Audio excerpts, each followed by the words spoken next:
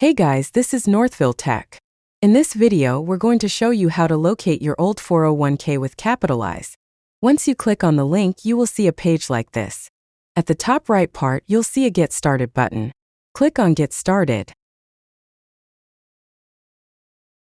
To get started, it will ask if you know where your old 401k is. To proceed, click on No, I need help finding it. Now enter the name of your former employer. Then click on Continue. And now your old 401k has been located. That's how you locate your old 401k. Thank you so much guys for watching. And if you have not yet subscribed to our YouTube channel, please subscribe to our YouTube channel as we create tech videos almost every day.